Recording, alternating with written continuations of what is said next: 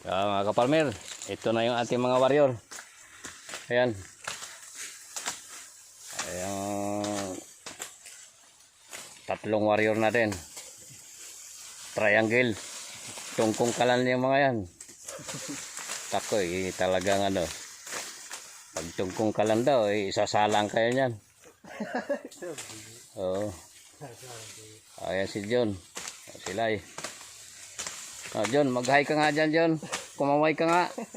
O ikaw, kumaway ka. Ayan. Yung mga warrior natin na ano. Ito yung team leader nila pag wala ako, ito yung ano. Ayan yung kanilang boss. So, ayan. Tatabasin muna natin yung kanya, parang tubo. Yan. So, binigyan ko na sila ng instruction. Yan yun parang nagtanim lang ng tubo. So, ang putol niyan, yan tatlong buko yan Isa, dalawa, tatlong buko. So, itatanim yan. Dapat may degrees, hindi yung nakapatag. Yan, ganyan.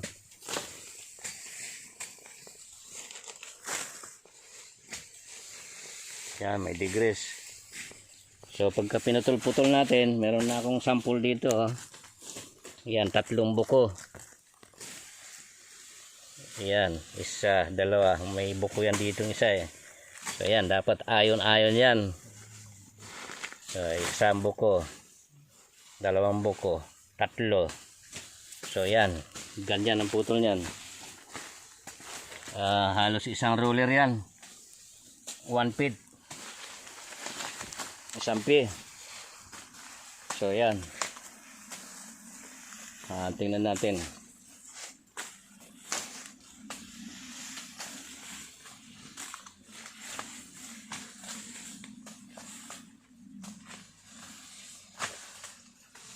Huwag mo na isama yung masyadong mura. Dinuduluhan mo masyado, hindi na mabubuhay yun. Hindi na bali sana ng ganito. Yan, ganyan, may sanga na ganyan, pwede yan. Pero yung solo ano lang. Ito John, kunin mo pa John, sagarin mo pa yan May makukuha tayo dyan, mga isang putol pa yan.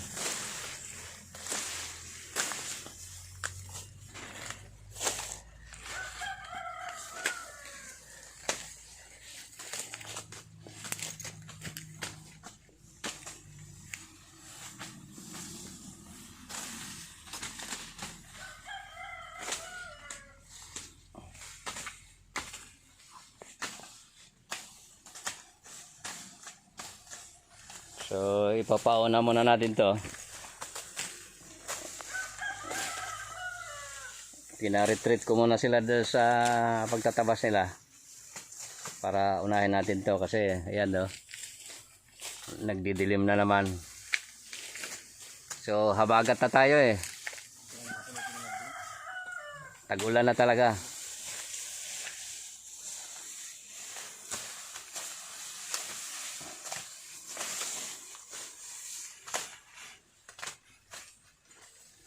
Halika dito, magputol ka dito, kagaya nito. Yan. Yan andito yung ulo niyan. Yan.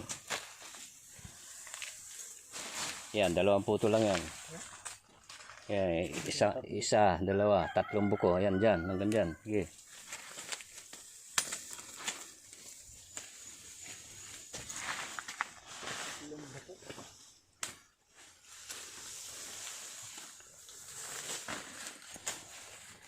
Okay, ayaw mo doon. Baliktad mo. Para hindi ka mahirap. Yan. Pangalan sudah. Yun, kunin mo isang kalan na yun. Mukhang mapuril yata yung itak mo.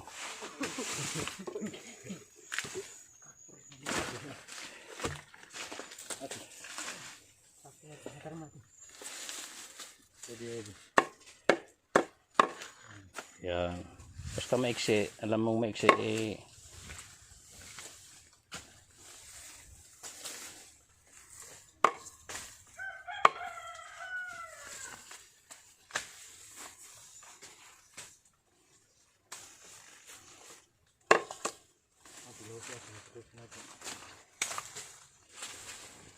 Yan. Huwag nang putulin yan.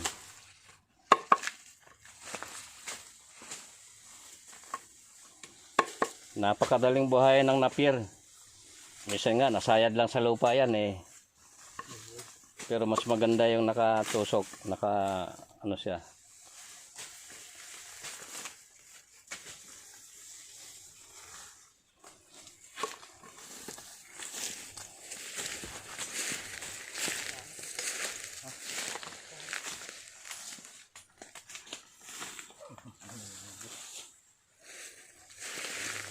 Pwede na tayo mag-alaga ng ano niyan, baka sa isang taon.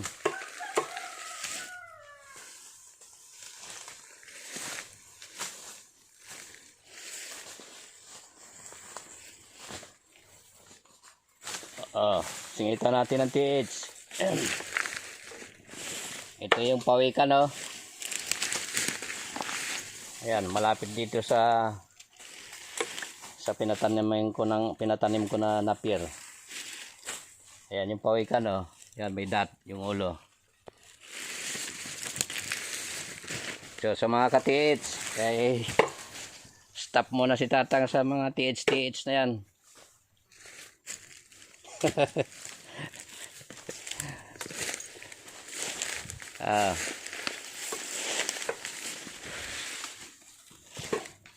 Pahapyawan lang natin yung isang hukay dito na halos mapuno na ng tubig. Ayan, oh. Halos puno na. Ano yan? Ang lalim yan eh 16 feet. So to be continue yan. Marahan lang dyan. Win or loss, makuha natin dyan tubig. So may plano tayo dyan sa tubig na yan.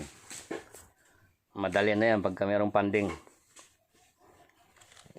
So yan. Priority natin ngayon yung pagtatanim. Ngayong tag-ulan na to. Tuwing tag-ulan. Habang nabubuhay. Tanim ng tanim. Ganyan talaga yung buhay eh. Hindi tayo pwede magpatamad-tamad. Doon sa mga vlog ko doon sa sa treasure hunting analysis, yun naman eh marunong din naman tayo mag-analyze. So isang tabi mo na yan. Pero hindi ko makalimutan yung mga basher ko. Mayroon pang isang nagsasabi doon, makukuha ko raw muta. Natatawa ako eh.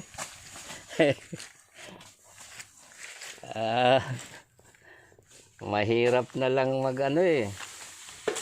So panoorin mo na lang yung Brad, yung nag-comment. Yung nga lang, diretsa binlock ko na siya sa channel ko eh, kasi hindi ko kailangan yung mga tao na mga toxic na tao, hindi ko kailangan yun. May inis ka lang. So wala na siyang puwang para mag-comment.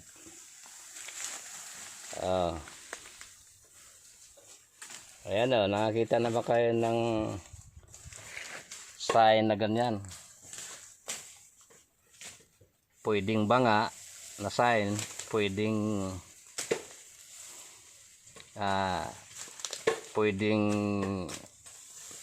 Buddha nakaupo. So ganyan yung mga Hapon, kung ano-anong pinagagawa sa atin. Ito naman, para din namang pawikan ito. Kaya may ulo yan dyan, may vlog na ako yan dyan. So 50-50% lang ako dyan sa treasure hunting na yan.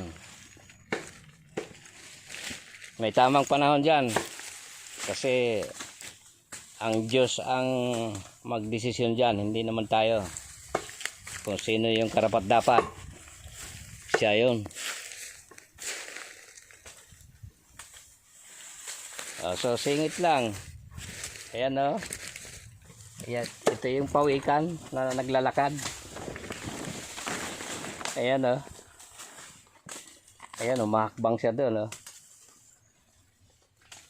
Tapos yung ulo niya, triangulated yung ulo niya na may dad. Tapos yung tagiliran niya oh. May mga magagandang sign.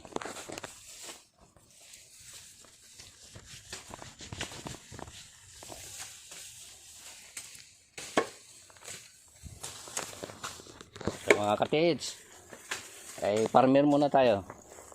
Ayan na nakapagputol na yung ating ano.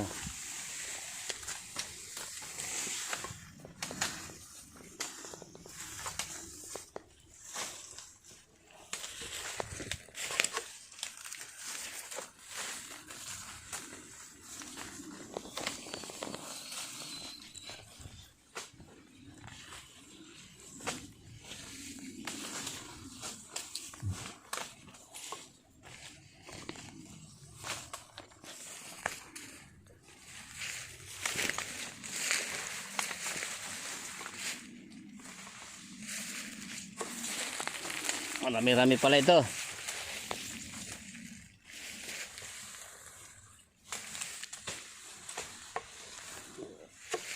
Yung bye-bye dyan kay ano lay, kay Bine, yung pagitan, yung boundary kay Bine. Sa labas, yung nakalinyang mahogani. Sa labas o sa gitna? Hindi, dito. Sa loob? Oo. Di ba nakalinyang mahogani ganyan? Distansya ka lang ng mga, ano lang, mga dalawang, mga isang pi o dalawang pi. Sa loob. Oo. Para nasa loob siya. Kasi lalabas yan eh. Kakapal yan eh. Ganon din dito sa bakod natin dyan. May trabaho pa to yan. Pag nabakura natin ng napier yan, oh, hindi na tayo makikita dito sa loob. Oh, hanggang doon. Diretso doon. Dito sa loob na. Tapos doon, diretso yun doon sa Baybay Ilog. Kay Karini doon. Dito doon sa may kawano. Oo.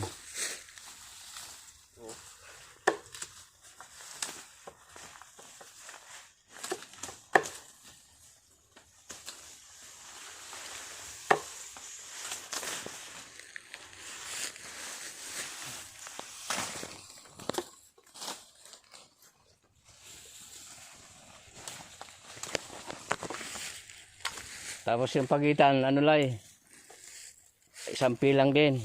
Sunod-sunod na ganyan, no? Kasi isang linya lang naman eh.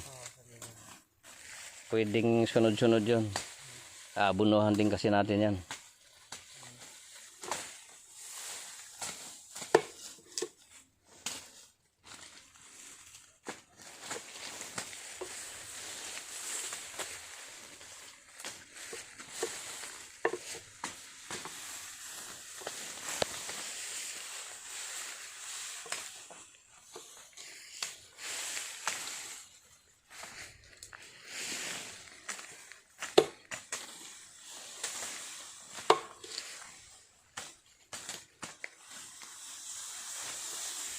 So, next year nito, lubhang marami na ito.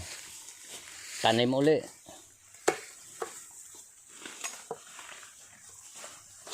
Pag nakatanim tayo dito ng mga solid, yung mga 2 hektarya, marami-rami na. Baka lang dapat na. Baka.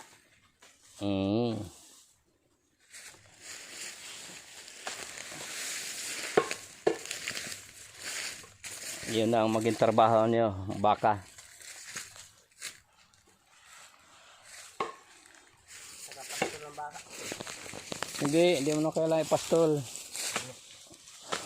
Gagawa tayo ng building dyan, oh. Yung uwian nila, oh. Babakuran lang natin tong ano. Hindi na kayo magtatabas dyan, sila na magtatabas dyan.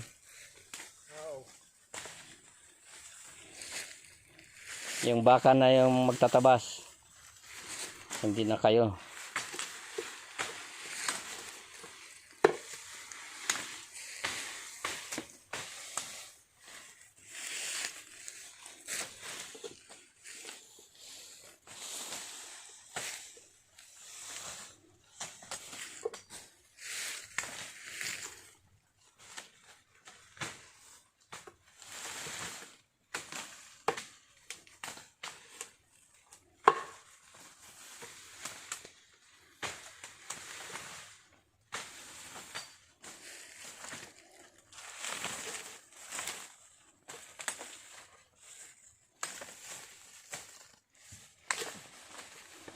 pag nagtanim kayo, pilitin yung maibaon yung isang buko ha.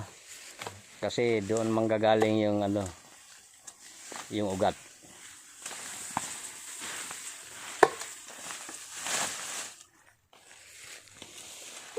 Sige mga kaparmer, 16 minutes. Medyo mahaba natin video natin ito. Ang sunod na update nito, yung magtatanim na. So, subaybayan nyo yung mga... At palagi ko, itong channel natin, meron kayong matutunan. Sa mga hindi pa nakakaalam ha, hindi ko naman nila lahat. Yung mga ibang subscriber natin na wala pang kaalaman sa mga bagay-bagay, meron po tayong matutunan dito kay Tatang. Sige po, magandang araw sa ating lahat at salamat sa inyong suporta. Yung mga hindi pa nakapag-subscribe, wag nang patumpik-tumpik. Tulong na din nyo yun sa mas nangangailangan, kasi hindi ko na lang ulit-ulitin, madalas ko nang sinasabi yan. At tungkol doon, hindi ko na kailangan kasing tawag dito, ipangalandakan pa sa buong mundo na tayo gumagawa tayo ng nauukol sa Diyos. Maraming salamat po sa atin. Magandang araw. God bless po sa atin lahat.